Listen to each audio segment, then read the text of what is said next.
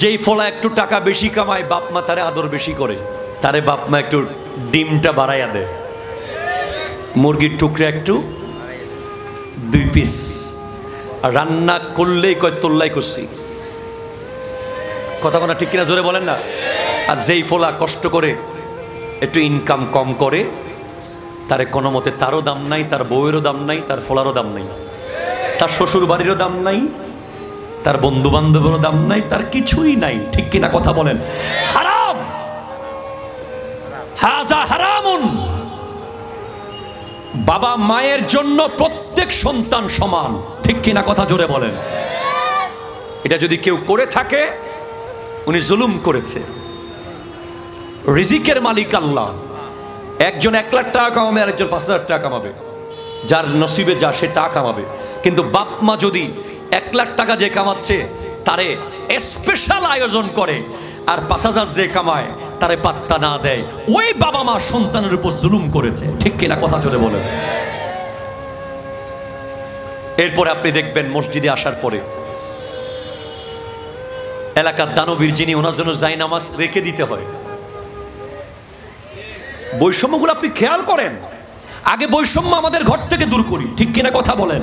আমাদের মসজিদ থেকে দূর করি বৈষম্য, তারপর দেশ থেকে দূর হবে। কেন আপনি জায়নামাজ রাখবেন? একটা জায়নামাজ আপনি কার জন্য রাখলেন? সবাই তো মুসল্লি, বাকিরা টাইলসের উপর নামাজ পড়তে পারলে উনি কেন জায়নামাজে নামাজ পড়বে? হুজুর কষ্ট পাচ্ছেন না তো আপনারা? আমি কোনো ভুল কথা বলেছি? না না না, অমুকের জন্য জায়নামাজ বিছায় রাখো, তাড়াতাড়ি অমুক আসতেছে। বুড়া বুড়া মানুষ টাইলসে নামাজ পড়তে পারলে, সবাই একই রকম কাতারে নামাজ পড়তে পারলে একজন ব্যক্তির জন্য জায়নামাজ কেন বিছাতে হবে? না না, উনি মসজিদের ছাদের পুরো টাকা দিছে, কিন্তু উনি টাকা কি আমার আপনার বাবাকে দিছে? কাকে দিছে উনি টাকা? আল্লাহকে দিছে। উনি বিনিময় নিবে কার কাছ থেকে? আল্লাহর কাছ থেকে। এটা আমাদের দূর করতে হবে বিষয়টা। হ্যাঁ, ওনাকে আমি যে আসেন এতটুকু বলতে পারি, ওনার জন্য গোটা নামাজ দাঁড় করিয়ে রাখা, এমন কি? কথা বলেন না ঠিক কিনা জোরে বলেন। 5 মিনিট দাঁড়ানো, অমুক আসতেছে না, অমুক আসলে পিছনে দাঁড়াবে, 2 রাকাত পেলে 2 রাকাত পাবে, 1 রাকাত পেলে 1 রাকাত পাবে। ওনার জন্য নামাজ দাঁড়িয়ে থাকবে না, থাকবে না, থাকবে না। ঠিক কিনা কথা জোরে বলেন। উনি যাই হোক, এগুলো আমি আবার ওয়াজ করতেছি, আমি আমল করে ওয়াজ করতেছি। যেই ওয়াজ আমি আমল করি না সেই ওয়াজ আমি করি না। যারা আমার সাথে চলে ওরা জানে, যত বড়ই অতিথি আসুক উনি মুসল্লি। ঠিক কিনা কথা জোরে বলেন না। এই বৈষম্য দূর করতে হবে। এরপরে আমরা দেখি যে সমাজের কোনো নেতা, রাষ্ট্রের কোনো দায়িত্ববান যখন আসবে, আমাদের দেশের রাস্তাগুলো 6 ঘন্টা আগে থেকে বন্ধ করে দেওয়া হয়। ঠিক কিনা কথা জোরে বলেন। উনি রাজনৈতিক নেতৃত্বে দিচ্ছে, উনি লিডার, উনি আসতেই পারে, উনি জনগণের সাথে মিশে যাবে, উনি জনগণের হয়ে কাজ করবে। ঠিক কিনা কথা বলেন। কেন মানুষের কষ্ট হবে? এই বৈষম্য দূর করতে হবে। এরপর আমরা অনেক সময় দেখি যে ক্ষমতাবানরা রং সাইডে গাড়ি নিয়ে চলে যায়। ঠিক কিনা কথা জোরে বলেন না। এটা একটা হাইওয়ে রোডের পাশে মাহফিল হচ্ছে তাই বলছি। হ্যাঁ, ইমার্জেন্সি হলে, রুগী হলে, অনেক জরুরি কিছু হলে সেটা ভিন্ন বিষয়। কিন্তু অনেক সময় আমরা দেখি যে আমাদের অনেক যুবক ভাইরাও মোটর বাইকের বহর নিয়ে চোখ লাল করতে করতে রং সাইডে চলে যায়। ঠিক কিনা কথা জোরে বলেন। একটা অসাধারণ ভাবসাব দেখায় যে রাস্তা যেন তাদের নানার। সবাই তো বলে তাদের বাবার, আমি বলছি নানার। এমনভাবে যায় যে বাকি মানুষগুলো যেন মানুষ না। এই বৈষম্য, হয়তো আজকে ক্ষমতা নাই, শক্তি নাই, তাই আপনি তাকে চোখ লাল করে তাকে এই বলে সেই বলে ধাক্কা মেরে চলে গেলেন। কাল হাসরের মাঠে কিন্তু তার ক্ষমতা ফিরে আসবে। ঠিক কিনা কথা জোরে বলেন। অনেক সময় দেখি ডাক্তারের চেম্বারে গেলে রুগী লাইন ধরে দাঁড়িয়ে আছে, হঠাৎ একজন এসে ধূপ ধাপ সাইড করে দিয়ে ঢুকে গেছে। কথা কোনা ঠিক কিনা জোরে বলেন না। কিরে, 3 ঘন্টা ধরে রুগী দাঁড়িয়ে আছে, এরা ঢুকতে পারে নাই, ওকে বলে না ও অমুকের অমুক। আপনার জীবনে দেখেন না এই ধরনের দৃশ্য? আজকে প্রথম শুনতেছেন তো, ভবিষ্যতে দেখবেন আর কি হয়তো বা। ডাক্তারের চেম্বারে 3 ঘন্টা ধরে রুগী বসা, কিন্তু কোনো ট্রিটমেন্ট নাই। হঠাৎ এমন একজন আসছে, এই কি হলো, উনি কিভাবে সিরিয়াল পেয়ে গেল, বলে উনি অমুকের অমুক। তাই ঠিক কিনা কথা? হ্যাঁ, আমাদেরকেও ওলামায়ে কেরামকে দেখলে অনেক সময় প্রত্যেকটা জায়গায় আলাদা করে সম্মান করে আমাদেরকে এগিয়ে দেওয়া হয়।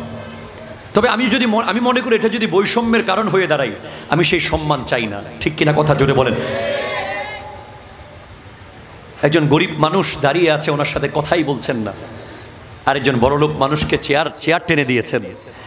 এটা ইসলাম কখনো সাপোর্ট করে না। প্রথমত বংশীয় বৈষম্য দূর করেছে কোরআন, বলেছে তোমাদের মধ্যে সবচেয়ে সম্মানিত যে সবচেয়ে বেশি মুত্তাকি। দ্বিতীয়ত রঙের বৈষম্য দূর করেছে আমার নবী, বলেছেন কালো এবং সাদা, লাল কালো কোনো ভেদাভেদ নাই। তৃতীয়ত সমাজের টাকা পয়সা গাড়ি বাড়ির বৈষম্য দূর করেছে নামাজ। জোরে বলেন সুবহানাল্লাহ। মসজিদে গেলেই বৈষম্য দূর হয়ে যায়। ঠিক কিনা কথা জোরে বলেন। চতুর্থত ইকোনমিক্যাল ডিসক্রিমিনেশন, অর্থনৈতিক যে বৈষম্য আছে না নাই, কথা বলেন না, আছে না নাই? টাকা, এটা যেন না হয়। আমার নবীর ইকোনমিক্যাল রিফরমেশন, তার মধ্যে হচ্ছে জাকাত। জোরে বলেন সুবহানাল্লাহ। ইসলাম জাকাত এজন্য দিয়েছে, সমাজে কেউ একদম গরিব আবার কেউ অনেক পয়সাওয়ালা থাকবে, এটা ইসলাম কখনো সাপোর্ট করে না। সবাই কাছাকাছি যেন থাকে, সেজন্য জাকাত দেওয়া হয়েছে। এখন আমরা বৈষম্য করেছি কি জানেন তো? জাকাতের ভিতরে আমরা বানিয়েছি জাকাতের লুঙ্গি, জাকাতের শাড়ি। আছে না নাই? জাকাতের লুঙ্গি, জাকাতের শাড়ি। ইসলাম বলছে লা ইউমিনু আহাদুকুম হাত্তা ইউহিব্বা লিআখিহি মা ইউহিব্বু লিনাফসিহি। ততক্ষণ একজন মানুষ পরিপূর্ণ ঈমানদার হবে না যতক্ষণ সে নিজের জন্য যা ভালো মনে করে অন্যের জন্য তা ভালো মনে করবে না। আপনি ওই হোটেলে বসে যেই সিঙ্গারা বা সমুসা খাচ্ছেন, মানুষকে খাওয়াচ্ছেন, সেটা যদি আপনি নিজে খেতে পারেন তাহলে আপনার ব্যবসা হালাল। একটু জোরে বলেন না সুবহানাল্লাহ। আপনি পরিপূর্ণ ঈমানদার। আপনার দোকানে আপনি যেই প্রোডাক্ট বিক্রি করছেন, এটা যদি আপনি আপনার সন্তানের জন্য নিয়ে যেতে পারেন, আপনার ব্যবসা হালাল। আপনি যেই আম বিক্রি করছেন, সেই আম যদি আপনার বাচ্চাদেরকেও আপনি খাওয়াইতে পারেন, তাহলে আপনি পরিপূর্ণ ঈমানদার। একটু জোরে বলেন না সুবহানাল্লাহ। সেভাবে প্রত্যেকটা ক্ষেত্রে।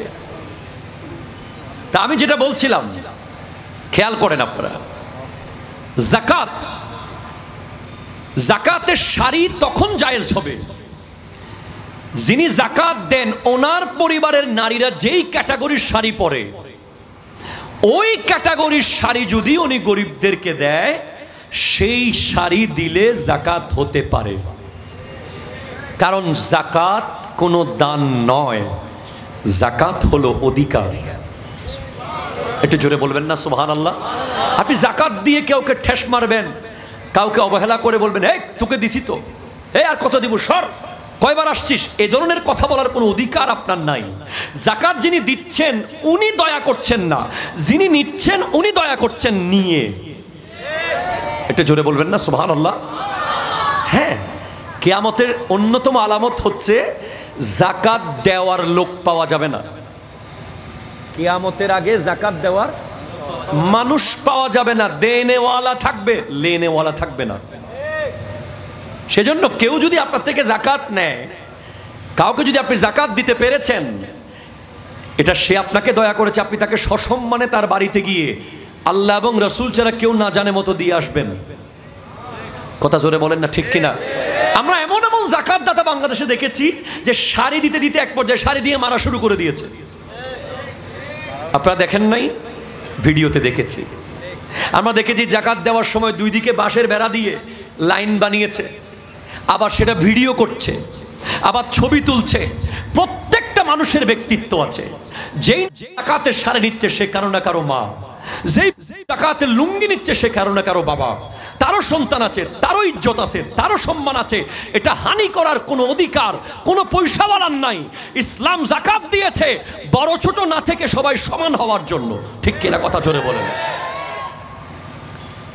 এখন যারা নেয় তারা সারা জীবন নিতেই আছে, যারা দেয় সারা শুধু দিতেই আছে। কেউ কাউকে স্বাবলম্বী করার ইচ্ছায় জাকাত দেয় না। ইসলাম বৈষম্য দূর করার জন্য জাকাত দিয়েছে, যেটা বলেন সুবহানাল্লাহ। এভাবে রিসেন্টলি কোরবানি গেছে না, কেউ 10 লাখ টাকার কোরবানি দিয়েও কবুল করাইতে পারে নাই, আর কেউ 10,000 টাকা ছাগল জবে করে কবুল করাই ফেলাইছে। কারণ কোরআন বলছে লা ইয়ানালাল্লাহ লুহুমুহা ওয়ালা দিমাউহা ওয়ালাকিন ইয়ানালুহুত তাকওয়া মিনকুম। তোমাদের গরুর রক্ত, গোশত, চর্বি কিছুই আল্লাহর কাছে যায় না, তোমাদের অন্তরের অবস্থাটাই আল্লাহর কাছে যায়। আপনি যখন এক প্যাকেট গোশত দেওয়ার ভয়ে গেট বেঁধে দিয়েছিলেন, আপনি যখন এক টুকরো গোশত দেওয়ার ভয়ে আপনি যখন দূর দূর করে তাড়িয়ে দিয়েছিলেন, আপনার গোশত আপনি খাইতেছেন, এটা কোরবানি কবুল হয় নাই। ঠিক কিনা কথা জোরে বলেন। দুইটা জিনিস কোনো দান নয়, এটা অধিকার। একটা হলো জাকাতের টাকা, একটা কোরবানির গোশত। কোরবানির গোশত কোনো দান নয়, এটা হলো গরিবদের অধিকার। রাস্তায় যদি আপনি কাউকে দান ভিক্ষা দেন, সেটা দান হতে পারে। জাকাত এবং কোরবানির পশুর গোশত অধিকার। সুবহানাল্লাহ জোরে বলেন। এই দুইটা জিনিস দেওয়ার সময় রেসপেক্ট করে দিতে হবে। এমনিতেই আপনি যখন কোনো মানুষকে দান করেন, তখন আপনি নিজের আমিত্ব, নিজের অহংকার, নিজের সব কিছু বিলীন করে তার কাছে গিয়ে তাকে জড়িয়ে ধরে আস্তে করে যদি দিতে পারেন, আপনি সাথে সাথে ক্যান্সার ভালো হয়ে যেতে পারে আপনার। অনেক সময় আপনারা জানেন না, 10 টাকা দিয়েও ক্যান্সার ভালো হয়ে যেতে পারে। আল্লাহর বান্দার দোয়ার চেয়ে পৃথিবীতে কোনো পাওয়ারফুল ওষুধ নাই। আবার আল্লাহর বান্দার বদদোয়ার চেয়ে পাওয়ারফুল কোনো মিল নাই। দোয়া এবং বদদোয়া। যখন 10 টাকার নোট দিয়েছেন একটা গরিব মানুষকে আদর করে ভালোবেসে, সে হয়তো বলেছে আল্লাহ এতটুকুতেই আপনার সিনার ভিতরে হার্টের ব্লক ছুটে গেছে। আবার যখন আপনি ধাক্কা মেরে সরিয়ে দিয়েছেন, তার দিলটা ভেঙে গেছে, সে তখন আল্লাহকে বলছে আল্লাহ আমার কি দোষ, আমি তোমার বান্দার কাছে গিয়েছিলাম, সে তোমার বান্দা তাই গিয়েছি। আজকের দিনে বড় লজ্জার সাথে বলতে হয়, আপনি বলেন পৃথিবীর সবচেয়ে হিংস্র প্রাণী বাঘ, বলেন এক বাঘে কয়টা বাঘ মারছে এই পর্যন্ত? পৃথিবীর সৃষ্টি থেকে আজকের দিন পর্যন্ত আপনি আমাকে বলেন বাঘে কোনো বাঘ মারছে দেখাইতে পারবেন? কোনো রেকর্ড আছে দেখাইতে পারবেন যে বাঘে বাঘ মারি ফেলাইছে? পৃথিবীর সবচেয়ে হিংস্র প্রাণী সিংহ, একটা সিংহ কোনোদিন আরেকটা সিংহকে মারছে, আচর মারছে, আপনি দেখাইতে পারবেন না। পৃথিবীর ভয়ঙ্কর হিংস্র প্রাণী হচ্ছে হায়না, জংলি কুকুর। একটা জংলি কুকুর আরেকটা জংলি কুকুরকে মেরে ফেলেছে, কোনো রেকর্ড জিওগ্রাফি চ্যানেলে নাই, ইউটিউব চ্যানেলে নাই, ইতিহাসের কোথাও নাই। কোনো মহিষকে মেরে ফেলেছে, কোনো কুকুরকে মেরে ফেলেছে, কোনো শুকরকে মেরে ফেলেছে, রেকর্ড নাই। একমাত্র মানুষকে মেরে ফেলেছে। কথা জোরে বলেন না, ঠিক কিনা জোরে বলেন না। আপনি আমি বিবেককে প্রশ্ন করি, আমরা মানুষ। লাকাদ কাররামনা বনি আদমা, আল্লাহ বলছেন বনি আদমকে আমি সম্মানিত করেছি। আমরা আশরাফুল মাখলুকাত, আমাদের জন্য জান্নাত, আমাদের জন্য শরাবের নহর, দুধের নহর, মধুর নহর, আমাদের জন্য 70টা হুর, আমাদের জন্য 8টা বেহেশত। আর আমরাই কত মানুষ আমরা মারছি প্রতিদিন। বাঘ মারে না, সিংহ মারে না, সাপ মারে না, কুকুর মারে না, শুকর মারে না, মানুষ মারে। ঠিক কিনা কথা জোরে বলেন। আমরা নাকি আশরাফুল মখলুকাত। সেজন্য সব কিছুর মূল কথা হলো, যদি আপনি সমাজ থেকে বৈষম্য দূর করতে চান, আপনি যদি দয়াবান, আপনি যদি আদর্শবান, আপনি যদি প্রেমিক পুরুষ হতে চান, মানবতার প্রেমিক, আপনাকে কোরআন হাদিস পড়তে হবে। সুবহানাল্লাহ, একটু জোরে বলেন সুবহানাল্লাহ। আমার নবী কি করেছেন, এই পৃথিবীর জন্য কি শিক্ষা দিয়েছেন? যখন আমার নবীর কাছে ওহী আসছিল, আমার নবীর কাছে যখন প্রথম ওহী আসা শুরু করেছে, উনি সব জানার পরেও উনি বিবিকে সম্মান করেছেন। আমাদের সমাজে আরেক বৈষম্য হচ্ছে স্বামী স্ত্রীর। কথা ঠিক কিনা জোরে বলেন না। ঐতিহ্যবাহী বড়দিঘির পার মিলাদ কমিটি হাটাজারি চট্টগ্রাম এর ব্যবস্থাপনায় এবং বিশেষ করে গাউসিয়া কমিটি বাংলাদেশ 12 নং চিকনদন্ডি ইউনিট ও 1 নং দক্ষিণ পাহাড়তলি ওয়ার্ড শাখার সহযোগিতায় পবিত্র সোহাদায়ে কারবালা স্মরণে আজকের এই 46তম বিশাল সুন্নি কনফারেন্স 2025 এর সম্মানিত সভাপতি, one of the biggest Islamic scholar of the world, যিনি হাজার হাজার মুফতি বানিয়েছেন, সুবহানাল্লাহ, গোটা বিশ্বের 10-12 জন আলেমের মধ্যে যার নাম আপনাকে আনতেই হবে, জামিয়া আহমদিয়া সুন্নিয়া কামিল মাদ্রাসার সুযোগ্য সাবেক অধ্যক্ষ ফকিহ মিল্লাত আল্লামা মুফতি সৈয়দ মোহাম্মদ ওসিউর রহমান সাহেব কিবলা মুদ্দাজিল্লুহুল আলী চিৎকার দিয়ে বলেন মারহাবা। এর আগে যিনি কথা বলেছেন উনিও আমার উস্তাদ, যিনি আজকে সভাপতি উনি আমার দাদা উস্তাদ, আর যিনি একটু আগে কথা বলেছেন উনি আমার ডিরেক্ট উস্তাদ, জামিয়া আহমদিয়া সুন্নিয়া কামিল মাদ্রাসার সুযোগ্য সাবেক সিনিয়র আরবি প্রভাষক, দায়েম নাজির জামিয়া মসজিদের সুযোগ্য খতিব এবং সুন্নি নুরানি বোর্ডের সুযোগ্য চেয়ারম্যান আল্লামা আবুল আসাদ মুহাম্মদ জুবায়ের রিজভী সাহেব কিবলা মুদ্দাজিল্লুহুল আলী আওয়াজ দিয়ে বলেন মারহাবা। আমার পরপর যিনি তাকরীর করতে আসবেন আমাদের ঢাকা জোরাইন মাজার শরীফ মসজিদের সুযোগ্য খতিব, অনল বর্ষী বক্তা, তরুণ ইসলামিক স্কলার আল্লামা মুফতি মোহাম্মদ মাসউদ রিজভী সাহেব কিবলা জিদ মজদুহু ও শরফুহু, এবং আজকের মাহফিল পরিচালনায় যিনি আছেন আলহাজ মৌলানা সৈয়দ মোহাম্মদ শফিউল আজম তাহিরি সাহেব কিবলা, খতিব বাইতুল আমান জামে মসজিদ এবং সুযোগ্য প্রভাষক সুলতান নশরত শাহ নুরানি মাদ্রাসা, আজকের উদ্বোধক মৌলানা মোহাম্মদ জাফরুল আলম কাদরি সাহেব কিবলা সহ স্টেজে বসা অসংখ্য মুরব্বীবৃন্দ, বিশেষ করে ডানে বামে বিভিন্ন মাদ্রাসার তালেবুল ইলম, উলামায়ে কেরাম, আসসালামু আলাইকুম ওয়া রাহমাতুল্লাহি ওয়া বারাকাতুহু। আমরা আমাদের প্রচেষ্টা হচ্ছে গোটা বিশ্বের মুসলমানকে এক করা, ঠিক কিনা কথা জোরে বলেন তো? সেজন্য আমরা চাই যে আমাদের প্রোগ্রামগুলোতে আমাদের ভাইয়েরা আসুন, আপনি কওমি হন, আপনি আলিয়া হন, আপনি যে ঘরানার হন, আপনি আসুন, বসুন, কথাগুলো শুনুন। আমাদের কথাগুলো আশা করি আপনাদের ভালো লাগবে। আমরা সব সময় চেষ্টায় আছি যে বিশ্ব মুসলিম এক হয়ে যাবে এক জায়গায়, তাওহীদ এবং রিসালত, জোরে বলেন সুবহানাল্লাহ। আল্লাহর ওয়াহদানিয়ত আর নবীর মুহাব্বত, এই দুটা জায়গার মধ্যে আমরা এক হয়ে যেতে পারলে মুসলমানরাই গোটা বিশ্বের লিড দেবে, এতে কোনো সন্দেহ নাই। যাই হোক, আমাকে যে বিষয় দেয়া হয়েছে, রব্বুল আলামিন ইরশাদ করতে লাগলেন বিসমিল্লাহির রহমানির রহিম, ইয়া আইয়ুহান নাস, হে মানুষেরা, জোরে বলেন সুবহানাল্লাহ, আর একটু জোরে বলতে হবে, ইন্না খালাকনাকুম মিন যাকারিন ওয়া উনসা, নিশ্চয়ই আমি তোমাদেরকে বানিয়েছি এক বাবা আর এক মা থেকে। There is no any kind of discrimination, বৈষম্য, it is totally prohibited in Islam. Islam deleted, Islam abandoned, Islam deserted the discrimination in whole over the world. ইসলাম বৈষম্যকে একেবারে মুছে ফেলেছে, সুবহানাল্লাহ, জোরে বলেন।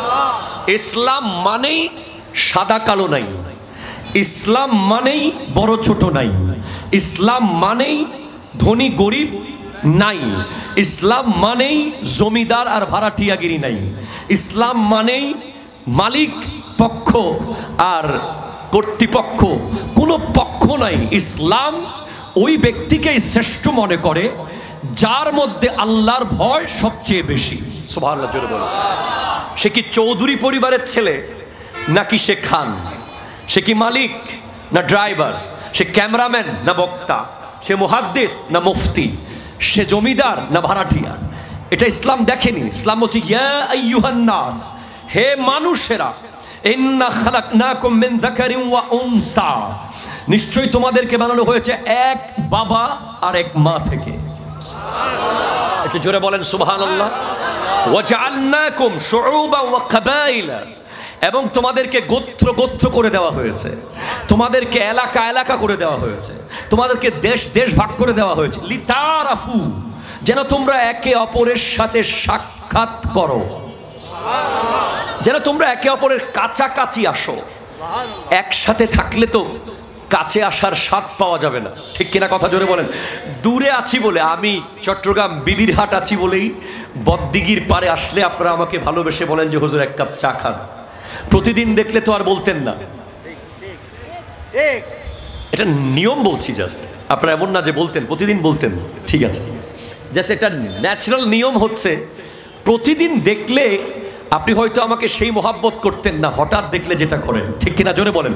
তো আল্লাহ কাউকে কাউকে আমেরিকায় রেখেছে, কাউকে ইউরোপ, কাউকে বাংলাদেশ, কাউকে পাকিস্তান, কাউকে দুবাই, কাউকে ওমান, কাউকে কাতার। যেখানে মুসলিম কমিউনিটি আছে, মনে রাখতে হবে বিশ্বের সমস্ত মানুষের বাবা আদম, মা হাওয়া। একটু জোরে বলতে হবে ভাই সুবহানাল্লাহ। কোনো বৈষম্যের সুযোগ ইসলামে নাই। এখন কাউকে ওই দেশে, কাউকে এই দেশে, কাউকে ওই গ্রামে, কাউকে এই গ্রামে, কাউকে ওই শহরে, কাউকে এই শহরে। কেন? লিতারাফু, যেন তারা আপন জায়গায় বসে না থাকে, তারা যেন এগিয়ে আসে, একে অপরের সাথে পরিচিত হয়। এটা জোরে বলেন না সুবহানাল্লাহ।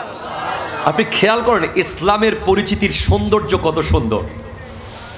একজন মুসলিম যখন একজন মুসলিমের সাথে ফার্স্ট ইন্ট্রোডিউস, প্রথম পরিচয় হবে, কি বলবে? আসসালামু আলাইকুম ওয়া রাহমাতুল্লাহি ওয়া বারাকাতুহু। একটু জোরে বলেন না সুবহানাল্লাহ।